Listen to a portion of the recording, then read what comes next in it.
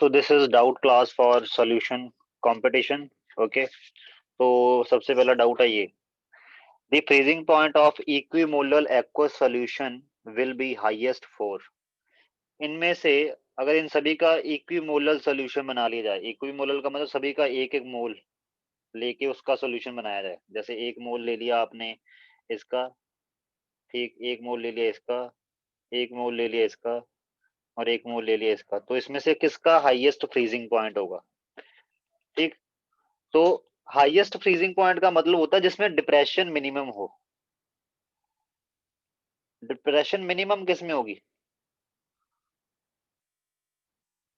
Depression minimum किस में होगी। डिप्रेशन का फॉर्मूला क्या होता है, delta T F equal to I K F into M, where M is the molality. Molality तो चलो क्योंकि सभी के एक एक मोल का सोल्यूशन बनाया तो मोलैलिटी तो सेम होगी, बट आई की वैल्यू जो है इसके लिए, जो एनिलीनियम हाइड्रोक्लोराइड है इसके लिए आई की वैल्यू है 2, अगले इसके लिए आई की वैल्यू है 3, इसके लिए आई की वैल्यू है 3, 4 और इसके लिए आई की वैल्यू है 1। ठीक है, तो जो ग्लूकोज का सोल्यूशन है उसके लिए आई की वैल्यू 1 है। मोलैलिटी तो सभी में सेम ही है क्योंकि 1 मोल के अकॉर्डिंग मोलैलिटी सेम सी आएगी। ठीक, तो इसमें डिप्रेशन मिनिमम है ग्लूकोज के सोल्यूशन में। तो डिप्रेशन मिनिमम जब होगा, आपको याद होगा जैसे फ्रीजिंग पॉइंट कैसे निकलता है, freezing point of solution is equal to freezing point of solvent minus जो डिप्रेशन आ जाए। ठीक, तो डिप्रेशन जिसका मिनिमम होगा, जिसमें ये मिनिमम होगा उसका फ्रीजिंग पॉइंट मैक्सिमम होगा ना, क्योंकि सॉल्वेंट के फ्रीजिंग पॉइंट में से ये कम से कम सब्ट्रैक्ट होगा। ठीक है, तो बस फिर तो आप लगा लो, जैसे मान लो सॉल्वेंट क्या है, वाटर, जीरो में से जैसे मान लेते हैं इसके लिए आंसर आता है 0.2, इसके लिए आंसर आता है 0.3, इसके लिए पॉइंट आता है आंसर आता है 0.4, इसके लिए आंसर आता है 0.1। तो ऑब्वियस है जो 0.1 वाला है, तो जीरो में से 0.1 माइनस करो, इसका फ्रीजिंग पॉइंट कितना बना, -0.1 डिग्री सेल्सियस। और इनके लिए क्या बनता, इनके लिए लो बनता ना, तो हाईएस्ट पूछा था, हाईएस्ट किसके लिए बनेगा, ग्लूकोज। बच्चे इसमें कंफ्यूजन क्या कर देते हैं, वो डिप्रेशन मैक्सिमम देखते हैं, डिप्रेशन हाईएस्ट देखते हैं। वो तो ऑब्वियस है जिसके लिए आई इक्वल टू 4 है उसके लिए आना है, बट जिसके लिए डिप्रेशन मैक्सिमम उसके लिए बॉइलिंग पॉइंट, उसके लिए फ्रीजिंग पॉइंट मिनिमम, और जिसके लिए डिप्रेशन मिनिमम उसके लिए फ्रीजिंग पॉइंट मैक्सिमम आना है, हाईएस्ट आना है। तो ये ग्लूकोज इसलिए आंसर है इसका। Now the next doubt, this 0.010 molar, 0.01 molar solution of a acid Ha freezes at this. If Kf for water is this, the ionization constant of conjugate base of the acid will be। Conjugate base का ionisation constant चाहिए, मतलब Kb चाहिए। Okay, इसमें थोड़ा सा ionic equilibrium भी लग रहा है। ओके, और हो सकता है अगर आपने आयनिक इक्विलिब्रियम भूल चुके हो तो शायद आपका ना हो। सबसे पहला इसका काम है कि ये जो गिवन डाटा है उससे अल्फा निकालना है। अल्फा क्या होता है, degree of dissociation of acid. तो आपने इस एसिड का अल्फा निकालना। अल्फा के लिए फॉर्मूला क्या होता है, अल्फा के लिए अल्फा और आई का रिलेशन क्या होता है, I alpha is equal to I by 1 minus N by N minus 1 divide by N minus 1। ठीक है, ये होता है अल्फा और आई में रिलेशन। यहाँ पे एसिड जो है वो एच दे रखा है, एक टूट के दो पार्टिकल बनाएगा, तो इसके लिए एन की वैल्यू क्या हो गई, एन की वैल्यू हो गई 2। ठीक, और आई की वैल्यू तो आपको दी नहीं हुई, आई की वैल्यू कैसे निकालोगे, आई की वैल्यू हम निकालेंगे इसकी हेल्प से। ओके, 0.0 आपको डेल्टा टी एफ दे रखा है ना, डेल्टा टी एफ कितना दे रखा है, 0.0205 डिग्री सेल्सियस। अब आप बोलोगे नहीं नहीं सर ये तो डेल्टा टी एफ है ना, ये तो फ्रीजिंग पॉइंट दे रखा है। ऑब्वियस है, freezing point of aqua solution दे रखा है, वैसे वाटर का कितना होता है 0 डिग्री सेल्सियस, और इसका कितना दे रखा है 0.0205 डिग्री सेल्सियस, मीन्स ये डेल्टा टी एफ ही हुआ। ओके, तो डेल्टा टी एफ गिवन है, तो delta T F is equal to K F into molality. अब आप बोलोगे मोलैलिटी भी देख रखी है, तो मोलैलिटी दे रखी है। अगर डाइल्यूट सोल्यूशन हो, for dilute solution, dilute solution के लिए molality is equal to molality ही होता है, कोई ज्यादा फर्क नहीं होता, तो वहां पे हमने मोलैलिटी की वैल्यू चला देनी है। ठीक, तो यहाँ से ये वाला एक्सप्रेशन यूज होता है जब नॉन इलेक्ट्रोलिटिक सोल्यूशन हो। अगर इलेक्ट्रोलिटिक हो तो उसमें यहाँ पे आई भी ऐड हो जाता है, और आई की वैल्यू तो हमने निकालनी है, वो कैसे निकलेगी, डेल्टा टी एफ बाई के एफ बाई एम। ठीक है। और डेल्टा टी एफ की वैल्यू कितनी है, डेल्टा टी एफ की वैल्यू है 0.0205 डिवाइड बाय के एफ की वैल्यू कितनी है, के एफ की वैल्यू है 1.86 मल्टीप्लाई मोलैलिटी, मोलैलिटी की वैल्यू कितनी है 0.01। तो इसको अगर सॉल्व किया जाए तो आई की वैल्यू क्या आ रही है, इसको मैं सॉल्व कर रहा हूँ तो आई की वैल्यू देखते हैं क्या आती है। मैं कैलकुलेटर यूज कर रहा हूँ बट आपने तो फटाफट करना है खुद ही calculation. 0.0205 divided by 1.86 divided by 0.01, i comes out to be 1.1, i की वैल्यू 1.1 आ रही है। तो i की यही वैल्यू वैल्यू अगर यहाँ पे पुट करें तो क्या आएगा, अल्फा की वैल्यू आएगी 1.1 माइनस 1 बाय 2/1, तो ये आएगी 0.1, अल्फा की वैल्यू आ गई 0.1। Okay clear. और जब अल्फा आ जाए तो आपका इस एसिड के लिए इसका डिसोसिएशन क्या होगा कांस्टेंट, वो निकालना है। ठीक, तो इस एसिड का डिसोसिएशन कांस्टेंट क्या होगा वो भी देखते हैं। अगर नंदनी तूने अभी तक आयनिक इक्विलिब्रियम नहीं ना रिपीट किया तो आयनिक इक्विलिब्रियम की 1-2 वीडियो देख लियो। ओके, उसकी प्लेलिस्ट अलग बन रखी है। तो एच जो है वो अपने ऐसे आएगा ना इक्विलिब्रियम के साथ, ये एसिड है और ये जो H पॉजिटिव निकलने के बाद बना ये उसका कॉन्जुगेट बेस है। ठीक है, और अगर हम लगाएं ऑस्टवाल्ड डाइल्यूशन लॉ तो एट इक्विलिब्रियम ये कितना बचता है C इंटू 1 माइनस अल्फा, ये कितना होता है C अल्फा, ये होता है C अल्फा। तो के ए की वैल्यू कैसे निकलेगी, C alpha square by 1 minus alpha, ये एक्सप्रेशन होता है के ए का फॉर यूनिमोलर इलेक्ट्रोलाइट। ठीक, C की वैल्यू कितनी दे रखी है, C की वैल्यू दे रखी है 0.01। ओके, अल्फा की वैल्यू कितनी दे रखी है अभी निकाल ली है 0.1, उसका स्क्वायर होना है डिवाइड बाय 1 माइनस 0.1। तो यहाँ से क्या आ गया, ये आ गया आपके पास, ये बना 10⁻⁻⁴ बाय 0.9, तो ये बन जाएगा 1.1 इंटू 10⁻⁻⁴। तो ये के ए आया अभी, ये के ए है। आपको के बी पूछा है, के बी क्या पूछा उसने, उसने पूछा कि ये जो इसका कॉन्जुगेट बेस है इसके लिए डिसोसिएशन क्या कांस्टेंट क्या होगा, ये पूछा है। ठीक, इसके लिए भी आप यहाँ से यहाँ पे आ रहा हूं मैं, एक्सप्रेशन होता है के ए इंटू के बी इज इक्वल टू के डब्ल्यू, किसी एसिड का डिसोसिएशन कांस्टेंट इनटू उसके कॉन्जुगेट बेस का डिसोसिएशन कांस्टेंट, अगर इन दोनों को मल्टीप्लाई कर दो तो के डब्ल्यू की वैल्यू आ जाती है। और के डब्ल्यू जो है वो 25 डिग्री सेल्सियस पे कितना होता है, यहाँ पे टेम्परेचर मेंशन नहीं है, जब टेम्परेचर मेंशन नहीं है तो आपका जो टेम्परेचर है वो कितना है 25 डिग्री सेल्सियस। तो यहाँ पे के डब्ल्यू की वैल्यू क्या पुट करनी है 10⁻⁻14। के डब्ल्यू क्या है, आयोनाइजेशन कांस्टेंट ऑफ वाटर। ठीक, और के ए की वैल्यू क्या है अभी आपने निकाल लिया 1.1 इंटू 10⁻⁻⁴, और के बी की वैल्यू आपने निकालनी है, तो के बी की वैल्यू क्या आ जाएगी 10⁻⁻14 डिवाइड बाय 1.1 इंटू 10⁻⁻⁴, तो ये बन जाएगा 0.9 इंटू 10⁻⁻10। तो ये क्या बन रहा है, ये वाला option, option number C is the right answer. Next आपके पास है question number 51। According to the William Henry, वो हेनरी लॉ वाला हेनरी, उसकी बात हो रही है। The solubility of a gas in a liquid depend upon the pressure of the gas. If m is the molality of gas and p is pressure, then which of the following plot is in accordance with the law? तो कौन सा जो law graph जो है वो accordance with law है। ठीक है, वो यही कहता था solubility is directly proportional to pressure. ठीक है, तो solubility अगर डायरेक्टली प्रोपोर्शनल है प्रेशर के, तो solubility अगर आप मोलैलिटी के टर्म में मेजर कर ले हो, सॉलिबिलिटी आप किसी भी की टर्म में भी मेजर कर सकते हो। सॉलिबिलिटी का मतलब होता है कितनी गैस घुली है लिक्विड में, उसको मोलैलिटी के टर्म में एक्सप्रेस कर लो, चाहे मोलैलिटी की चाहे मोलैलिटी की। ओके, तो यहाँ से क्या आ रहा है, यहाँ पे इन्होंने मोलैलिटी के टर्म में दी हुई है तो मोलैलिटी ले लेते हैं। Molality is directly proportional to pressure of gas, molality is directly is equal to K into P, where K is the Henry constant, और इसके यूनिट जो है वो अकॉर्डिंग टू दी एक्सप्रेशन बन जाएंगे जैसे फिजिक्स में बनाते हैं हम। ओके, तो यहाँ पे अगर इसको कंपैरिजन करें, अगर यहाँ पे दोनों साइड लॉग ले लें, taking log on both side, log ले लिया बोथ साइड, तो क्या बनेगा log of molality is equal to log K plus log P, तो ये बन जाएगा एक्सप्रेशन। तो log M is equal to log P plus log K, ये बन गया। इसको y equal to mx plus C से कंपेयर करो तो इंटरसेप्ट की वैल्यू पॉजिटिव आ रही है, m की वैल्यू 1 बन रही है क्योंकि इसका कोफिशिएंट 1 है। तो क्या बना है इसमें, इंटरसेप्ट जिसका पॉजिटिव हो और स्लोप भी पॉजिटिव हो। Option number B is the right answer. Next आपके पास है 37th, ये भी हेनरी लॉ वाला ये कोई क्वेश्चन है। वेरिएशन ऑफ के H with temperature T as shown in the following graphs 1 to 4।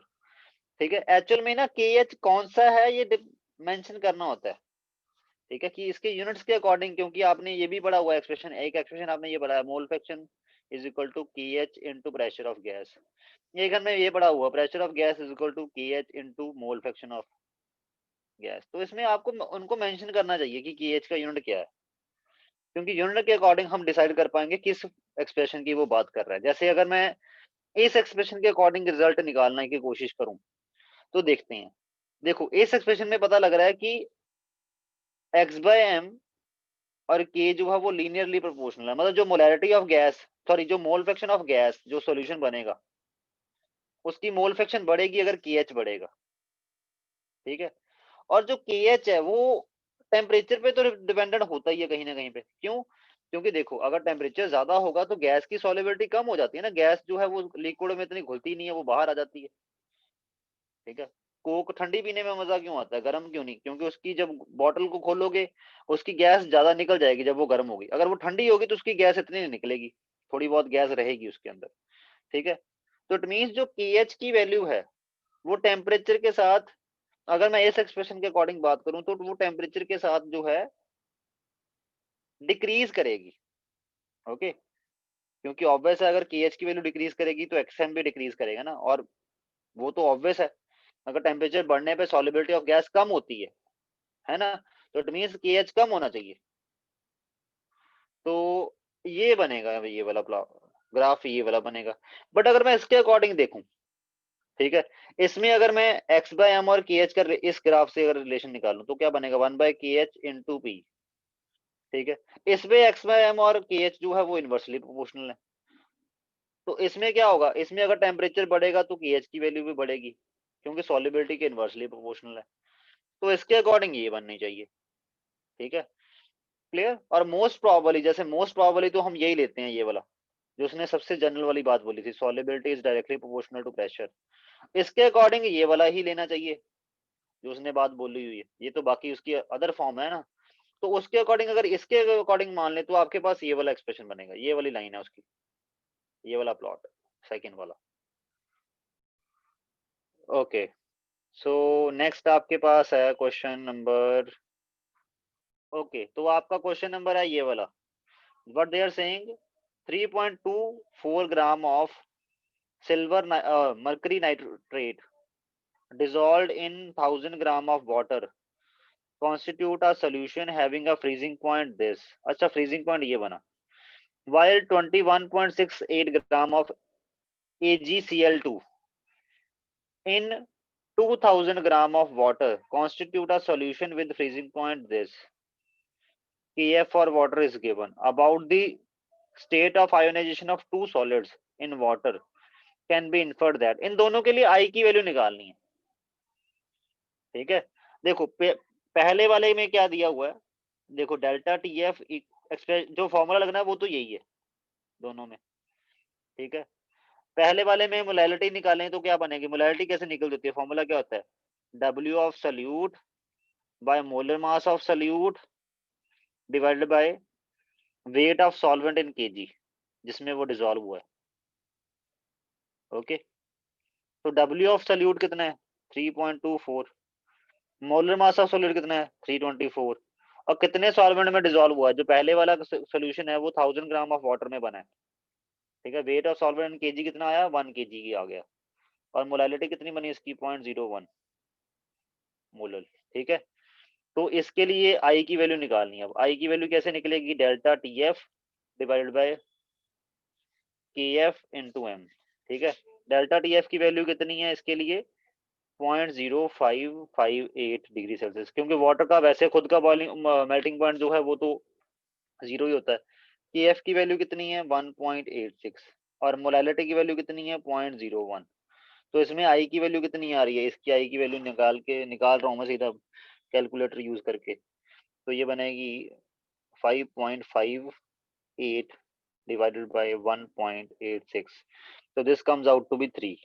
ठीक है, मतलब ये तो कंप्लीटली आयोनाइज हो रहा है, क्योंकि देख रो आप, दिख रहा है ना आपको AgNO3 ट्वाइस, जब ये आयोनाइज होगा कंप्लीटली क्या बनाएगा Ag+2 plus 2 nitrate ion.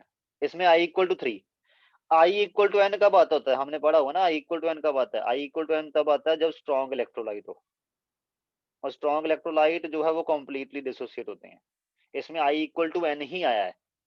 N क्या होता है, कितने नंबर ऑफ पार्टिकल बनाएगा टूटने के बाद, तो 3 बना रहा है, तो इसमें I इक्वल टू 3 आया। ठीक, और दूसरे के लिए भी I की वैल्यू निकालनी पड़ेगी, उसके लिए भी सेम फॉर्मूला लगा देंगे, चला देंगे।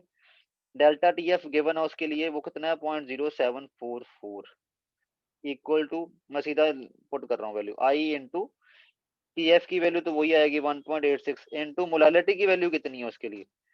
मोलैलिटी की वैल्यू कैसे निकलेगी इसके लिए, ये है आपके पास, मोलैलिटी की वैल्यू यहीं पे पुट कर देते हैं, डाटा पुट कर रहा हूँ सीधा मैं, 21.68 डिवाइड बाय उसका मोलर मास कितना है AgCl2 का 271, और उसमें सॉल्वेंट कितना लिया था 2000 ग्राम, मतलब 2 kg।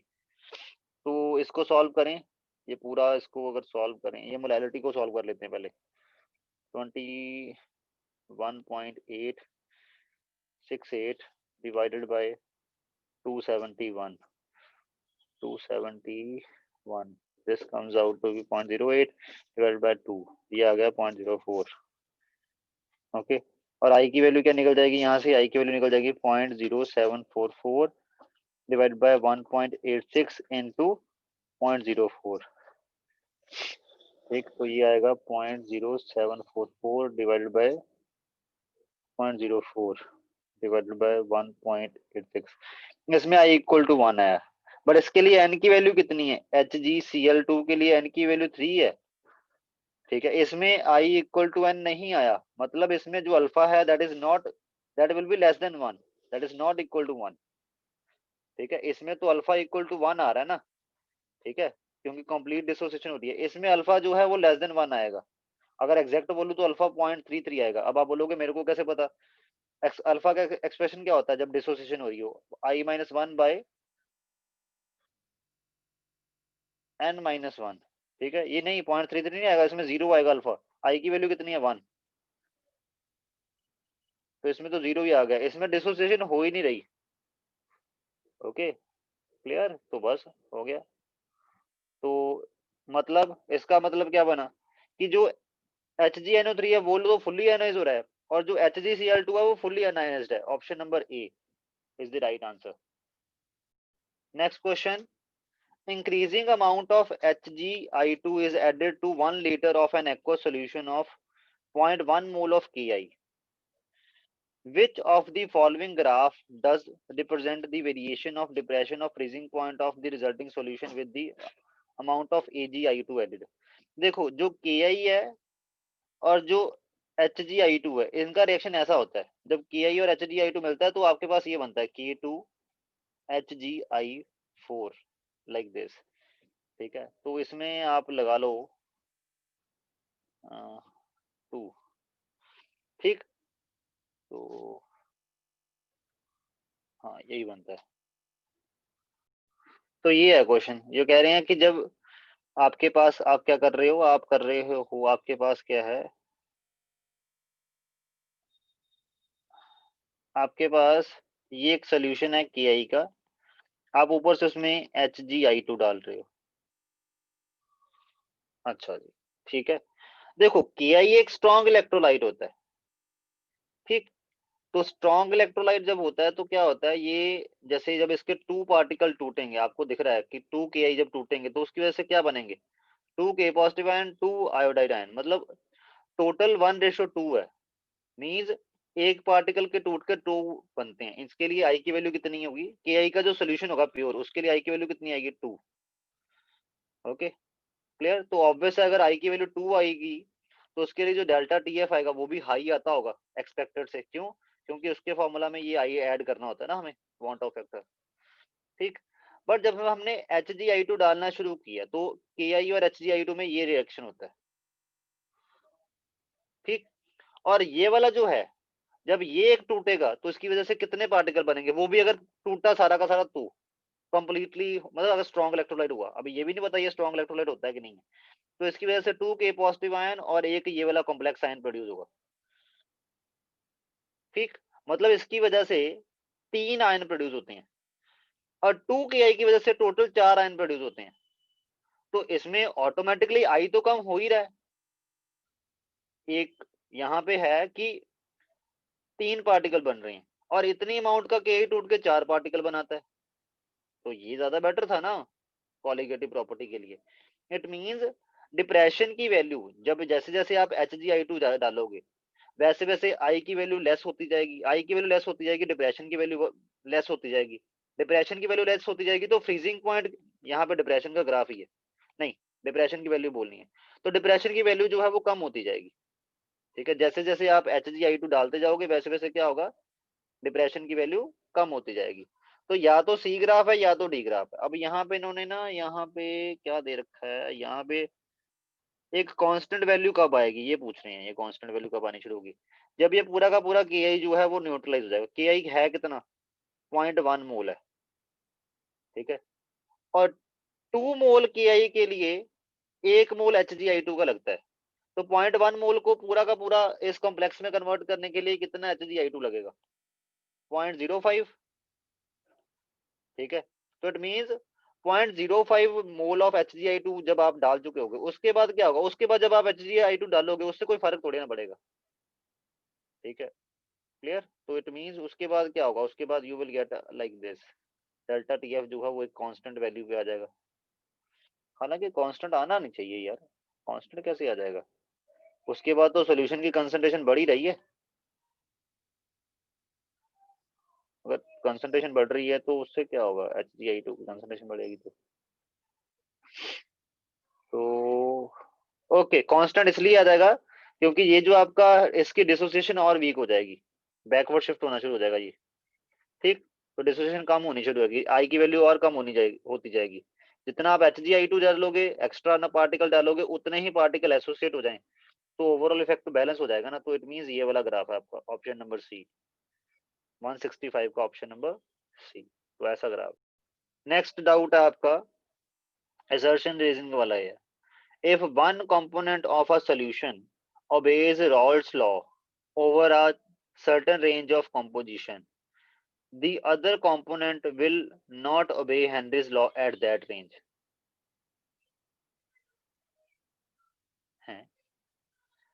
Raoult's law is a special case of Henry's law. हाँ वो तो है, Raoult's law is a special case of Henry's law, ये तो ठीक है, रीजन इज करेक्ट। अगर एक कंपोनेंट Raoult law obey कर रहा है तो दूसरा कंपोनेंट हेनरी लॉ obey नहीं करेगा,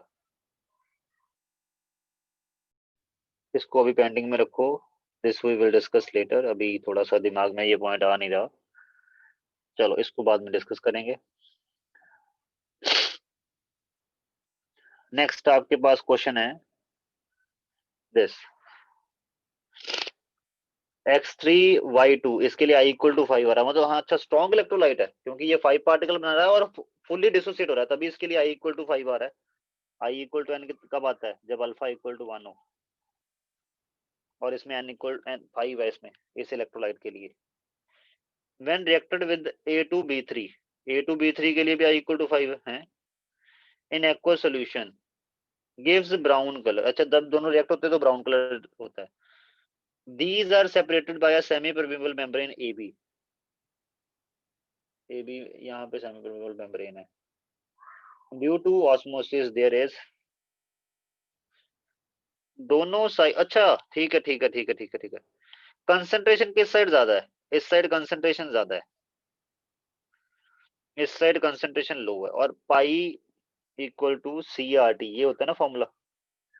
ऑस्मोटिक प्रेशर किस साइड ज्यादा है, ऑस्मोटिक प्रेशर जो है वो इस साइड ज्यादा है, ऑस्मोटिक प्रेशर मोर, इस साइड ऑस्मोटिक प्रेशर लेस है, ठीक। और जिस साइड ऑस्मोटिक प्रेशर ज्यादा हो,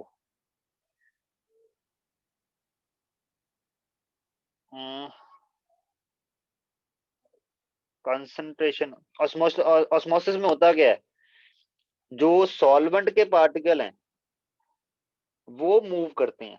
कहां से कहां को मूव करेंगे वो तो ऑब्वियस है, जहां पे उनकी कंसंट्रेशन ज्यादा है वहां से दूसरी साइड को। सॉल्वेंट की कंसंट्रेशन ज्यादा कहां होगी, इस साइड। जिस साइड सोल्यूट की कंसंट्रेशन कम है, यहाँ पे सोल्यूट की कंसंट्रेशन कम है ना, तो इट मीन सॉल्वेंट की कंसंट्रेशन ज्यादा है। ठीक, तो सॉल्वेंट इधर ज्यादा है इधर कम है, तो इधर से इधर को मूवमेंट होनी शुरू हो जाएगी। ठीक है, और अगर इधर से इधर को मूवमेंट होगी इट मीन इस साइड बनेगा ब्राउन कलर, क्योंकि इस साइड रिएक्शन होगी ना, क्योंकि ये सोल्यूशन इधर मूव करेगा, तो इस साइड बनेगा brown colour formation on side x. Option number A is the right answer. So students इसमें एक करेक्शन है, करेक्शन क्या है कि option number D is the right answer. क्यों, क्योंकि देखो जो सेमी परमेबल मेंबर है ना वो सिर्फ सॉल्वेंट को अलाउ करती है, और नो डाउट सॉल्वेंट जो है वो वाई साइड से एक्स साइड मूव करेगा, बट जो ब्राउन लेयर बननी थी वो तो तब बनी थी ना जब आपके पास ये दोनों X3Y2 और A2B3 रिएक्ट करते, बट ये तो मूव ही नहीं करेंगे। जो ऑस्मोटिक प्रेशर ऑस्मोसिस के दौरान सॉल्वेंट के पार्टिकल मूव करेंगे, तो इस साइड भी सेम सॉल्वेंट है, उसी साइड दूसरी साइड भी सेम सॉल्वेंट है। ओके, क्लियर, तो ऑब्वियस है। तो अगर सॉल्वेंट ही मूव कर रहा है, A2B3 अगर आपस में रिएक्ट ही नहीं होंगे तो ब्राउन लेयर भी नहीं बनेगी, तो option number D is the right answer, A नहीं D is the right answer. Okay, but अगर सॉल्यूट पार्टिकल मूव कर सकते होते विद सॉल्वेंट तो फिर एक्स साइड होता। ठीक है, बट ऐसा होता नहीं है। ऑस्मोसिस में कंडीशन ये होती है कि सेमी परमेबल मेम्ब्रेन जो है वो सिर्फ और सिर्फ सॉल्वेंट पार्टिकल्स को ट्रेवल करने देगी अपने के थ्रू। ओके, नेक्स्ट है आपका क्वेश्चन नंबर 54। ये वाला मतलब डाउट ही है नेक्स्ट ये, pH of 0.1 molar monobasic acid. Monobasic acid मतलब जैसे जो एक प्रोटॉन रिलीज करे ऐसे वाला एसिड, इसको बोलते हैं मोनोबेसिक एसिड। ठीक है, इसके किसी सॉल्यूशन की जो पीएच है वो कितनी है, वो पीएच दे रखी है, पीएच इक्वल टू 0.1, नहीं पीएच इक्वल टू 2 दे रखी है, कंसंट्रेशन इसकी दे रखी है 0.1 मोलर। ओके, तो ये पूछ रहे हैं ऑस्मोटिक प्रेशर क्या होगा एट टेम्परेचर टी। क्या फॉर्मूला होता है, pi equal to C R T, but अगर इलेक्ट्रोलाइट हो, इलेक्ट्रोलाइटिक सॉल्यूशन के लिए हमें आई फैक्टर ऐड करना पड़ता है। ठीक है, आई सी आर टी है ना, और तो आई की वैल्यू निकालनी है, कंसंट्रेशन तो है, आई की वैल्यू क्या होगी, आई की वैल्यू कैसे निकलती है, आई और अल्फा में रिलेशन क्या है, अल्फा इक्वल टू I-1/n-1। ठीक है, और इसमें n की वैल्यू तो 2 है क्योंकि ये दो पार्टिकल प्रोड्यूस करेगा डिसोसिएट हो गए, तो अल्फा की वैल्यू क्या आएगी, I-1। ठीक, या आई की वैल्यू क्या आएगी, अल्फा प्लस 1। अब अल्फा की वैल्यू कैसे निकलेगी, अल्फा की वैल्यू निकलेगी इसके पीएच से। पीएच कितना दे रखा है, 2। पीएच का मतलब क्या होता है, negative logarithm of H positive ion 2। तो H पॉजिटिव आयन की कंसंट्रेशन कितनी है, 10⁻⁻2 मोलर। ओके, क्लियर, तो H पॉजिटिव आयन की कंसंट्रेशन 10⁻⁻2 मोलर है। अच्छा ठीक है, क्लियर, तो इट मींस अब इस पे आपने ये वाला लॉ लगाना है, याद है इक्विलिब्रियम में अगर इसकी कंसंट्रेशन नीचे सी है तो सी में से सी अल्फा डिसोसिएट होता है, ये सी अल्फा बनता है, ये सी अल्फा बनता है, और जो एसिड है उसके लिए H पॉजिटिव आयन की कंसंट्रेशन दे रखी है, मतलब सी अल्फा की वैल्यू कितनी है, ये अभी निकाली ना हमने पीएच से 10⁻⁻2, और सी की वैल्यू कितनी है, सी की वैल्यू दे रखी है 0.1 मोलर। ठीक है, ये दे दो रखी है, ये 0.1 molar into alpha equal to 10⁻²। तो अल्फा की वैल्यू क्या आ गई, 10⁻⁻1।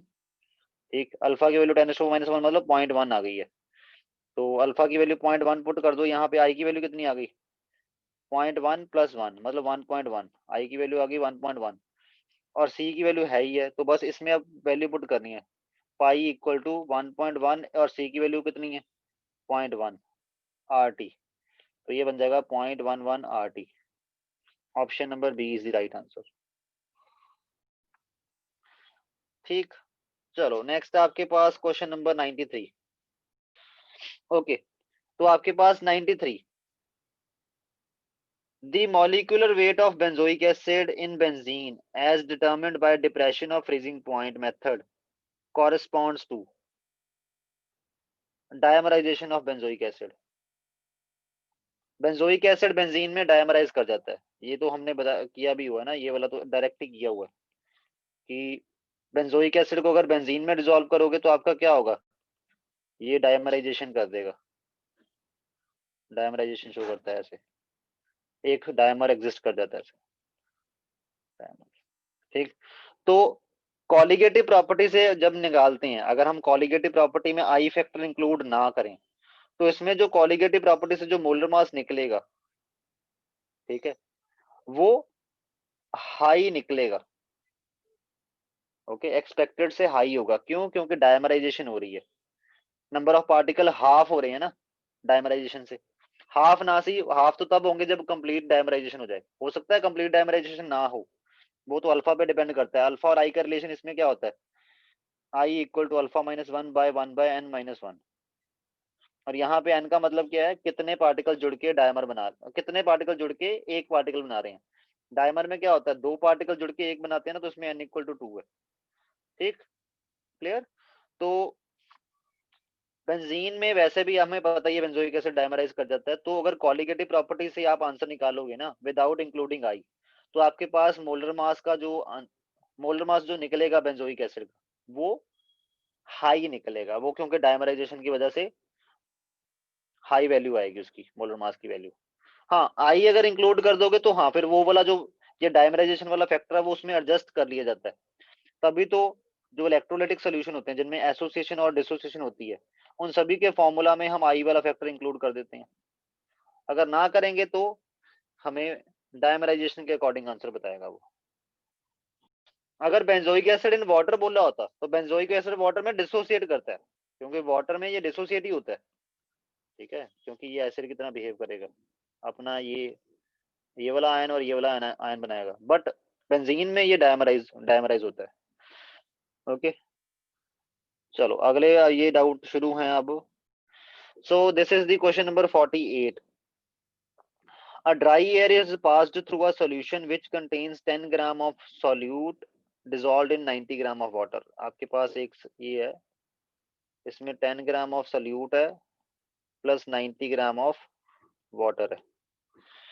Then the same air is passed through pure water, और ये वाली जो एयर पास करवाई है आपने यहाँ से, ठीक, उसी एयर को जो है आगे पास करवाया गया है किससे, प्योर वाटर से। ये प्योर वाटर है।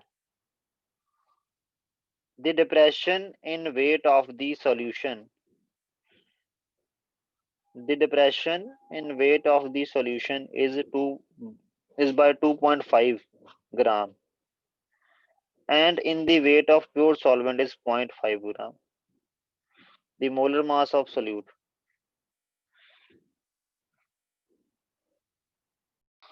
तो स्टूडेंट्स ये वाला जो है क्वेश्चन पेंडिंग में रखो अभी। ठीक, इसको अभी बाद में सोच के बताएंगे, अभी इसका दिमाग में आ नहीं रहा। तो 49th, the average osmotic pressure of human blood is 7.8 bar at 27 degree Celsius. हमारे जो ह्यूमन बॉडी में जो ब्लड होता है उसका जो प्रेशर होता है ऑस्मोटिक प्रेशर, वो कितना होता है, 7.8 बार। The concentration of aqueous solution of any solution that could be used in the bloodstream। हम NaCl का सॉल्यूशन इतने बार वाला ही यूज कर सकते हैं ना। ओके, मैक्सिमम से मैक्सिमम इतने बार जिसका ऑस्मोटिक प्रेशर उतना ही उसको यूज कर सकते हैं। तो बस ये निकाल लो कि किस कंसंट्रेशन पे NaCl के सॉल्यूशन का जो प्रेशर है वो 7.8 बार आएगा। तो क्या फॉर्मूला होता है, pi equal to I C R T, क्योंकि ये इलेक्ट्रोलाइटिक है तो इसलिए आई इंक्लूड करना पड़ेगा, और NaCl एक स्ट्रॉन्ग इलेक्ट्रोलाइट है, इसके लिए आई इक्वल टू एन है, और इसके लिए एन की वैल्यू कितनी है, 2। ठीक, तो निकाल दो, पाई की वैल्यू 7.8 बार है, आई की वैल्यू 2, सी की वैल्यू तो निकालनी है, आर की वैल्यू 8.3 लेनी होती है ना, 8.3, नहीं नहीं नहीं 8.3 नहीं लेनी, वो जाउल में लेनी होती है। आई की वैल्यू 0.083 लेनी है, क्योंकि आपने जो यूनिट्स हैं वो बार, लीटर, पर मोल, पर केल्विन रखने हैं, और इनटू टी की वैल्यू कितनी है, टेम्परेचर 300 केल्विन है। तो सी की वैल्यू क्या आ गई, 7.8 divided by 2 into 0.083 into 300। Okay, तो इसको सॉल्व करना है आपने। सी की वैल्यू इसके इसको सॉल्व करके निकाल लेते हैं हम 7.8 divided by 2 divided by 0.083 divided by 300। तो ये आपके पास आ रहा है अप्रोक्सीमेटली 0.16 मोल पर लीटर। इसका आंसर आ गया 0.16 मोल पर लीटर। नेक्स्ट क्वेश्चन है आपका क्वेश्चन नंबर 49।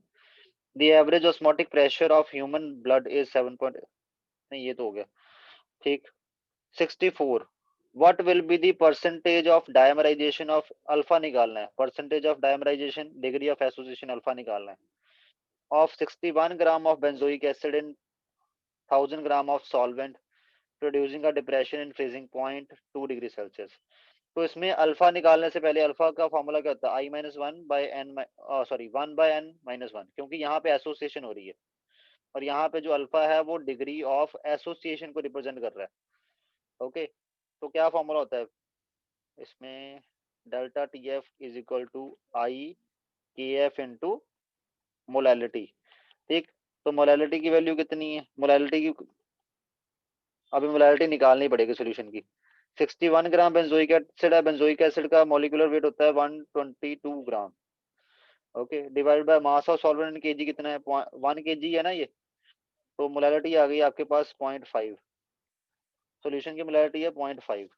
के एफ की वैल्यू कितनी दे रखी है, के एफ की वैल्यू दे रखी है 6।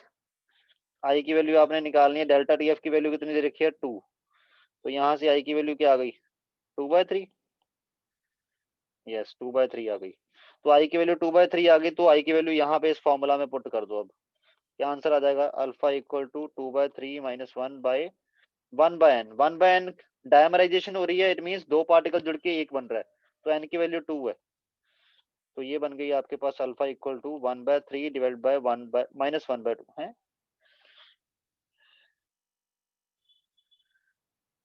कहीं पे गड़बड़ है, आई थिंक फॉर्मूले में यहाँ पे 1 - n होता है ऐसे। नहीं नहीं नहीं नहीं, ठीक है, नीचे भी नेगेटिव ऊपर भी नेगेटिव, ये भी नेगेटिव है, फॉर्मूला ठीक है ये। इसको ठीक करो फॉर्मूला को, फॉर्मूला वही जो लिखा था वही ठीक है। ठीक, ऊपर भी नेगेटिव है, ऊपर गलती से मैं पॉजिटिव ले गया, ये नेगेटिव -1/3 डिवाइड बाय -1/2। तो ये बन गया 2/3, अल्फा की वैल्यू होगी 2/3, मतलब अल्फा इक्वल टू 0.67। उन्होंने परसेंटेज में बोला है तो 67%। तो option number B is the right answer, 67%। 59th freezing point of benzene decreases by 0.45 degree Celsius when 0.2 gram of acetic acid. Acetic acid भी बेंजोइक एसिड जैसे ही डायमराइज होता है बेंजीन में। वाटर में तो ये डिसोसिएट होता है ना, बट एसिटिक एसिड बेंजीन में डायमराइज होता है, क्योंकि पोलर सॉल्वेंट में ये वाले जो एसिटिक एसिड हो गया, बेंजीन एक नॉन पोलर सॉल्वेंट है, नॉन पोलर सॉल्वेंट में एसिटिक एसिड हो गया, बेंजोइक एसिड हो गया, ये डायमराइज कर जाते हैं। ठीक है, एसिटिक एसिड कैसे डायमराइज करता है, एसिटिक एसिड ऐसे डायमराइज करता है, ये एक एसिटिक एसिड, ये दूसरा एसिटिक एसिड, और ये ऐसे बेंजीन में ऐसे होता है, क्योंकि बेंजीन के केस में इनका पोलर पार्ट तो बेंजीन के साथ, सॉरी ये नॉन पोलर पार्ट तो बेंजीन के साथ इंटरेक्ट कर जाता है, पोलर पार्ट अपना जुगाड़ कैसे लगाता है, वो आपस में एक दूसरे को इंटरेक्ट करना शुरू कर देते हैं। तो इसमें भी अल्फा ही निकालना है। ठीक है, इसमें भी सेम जो पिछला डिट्टो क्वेश्चन है ना, ऐसा ही हो जाएगा ये, तो ये सेम वैसे ही सॉल्व हो जाएगा, सेम ही है। ठीक है, इसमें भी पहले आपको आई निकालना है, आई निकल गया एक बार। ठीक, आई से आप क्या करोगे, अल्फा का फॉर्मूला क्या होता है, I-1/1/n-1, ये फॉर्मूला होता है, ये वाला पुट करो, you will get your answer. और अगर ज्यादा ही है, अगर ये वाला कंसेप्ट याद नहीं आ रहा, तो वेंट ऑफ फैक्टर वाली वीडियो देख लो सॉल्यूशन में, पहले वो वाली वीडियो देखो, उसके बाद इस क्वेश्चन को सॉल्व करो। अगर आपको लग रहा है कि मैं ये तेजी में ये कैसे हो गया, ये भी देखना है कि ये कैसे एक्सप्रेशन आया, तो उसका एक्सप्लेनेशन वहां पे किया हुआ है। चलो अब देखो, अब नेक्स्ट क्वेश्चन है, इसमें भी वेंट ऑफ फैक्टर वाला ही प्रॉब्लम है। प्रॉब्लम क्या है, van't Hoff factor for the centimolar. Centimolar का मतलब होता है 10⁻², नहीं नॉर्मल दिया हो, centi normal 10⁻² normal solution of K3FeCN6। इसके लिए वेंट ऑफ फैक्टर आई की वैल्यू कितनी देखी है, 3.3333। The percentage dissociation of this, इसकी आई की वैल्यू दे रखी है, अल्फा निकालना है। ठीक, इसके लिए एन की वैल्यू कितनी है, जब ये एक पार्टिकल टूटेगा तो 3 K पॉजिटिव आयन और एक ये वाला कॉम्प्लेक्स बनाएगा, ठीक है। तो मतलब इसके लिए n की वैल्यू 4 है। तो बस सिंपल है, आई अल्फा का फॉर्मूला क्या होता है, i-1/n-1। जब डिसोसिएशन होती है तो ये फॉर्मूला लगता है ना।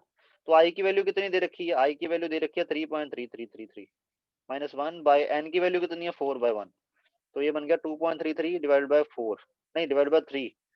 तो ये बन जाएगा 0.777777 है, कितना होगा ना, 3.333 -1/4/1, ये 2.33, ये बन गया 0.77। हाँ, तो ये बन गया 0.777 और परसेंटेज में 77.77%। इसका ऑप्शन नंबर 78 है, ये नहीं है 33 पॉइंट, ये नहीं है, ये है 78, ऑप्शन नंबर सी। बुक में ऑप्शन गलत दी होगी शायद, ऑप्शन नंबर सी है ये इसका। सो दैट्स इट, ये आपके सोल्यूशन के डाउट्स हो गए हैं। हाँ, जो एक दो क्वेश्चन रह गए हैं जो नहीं अभी डाउट पेंडिंग में रखे हैं उसको भी करेंगे, ठीक है। थोड़ा मैं उसको खुद रिकॉल कर लूँ माइंड में, देन वी विल डिस्कस।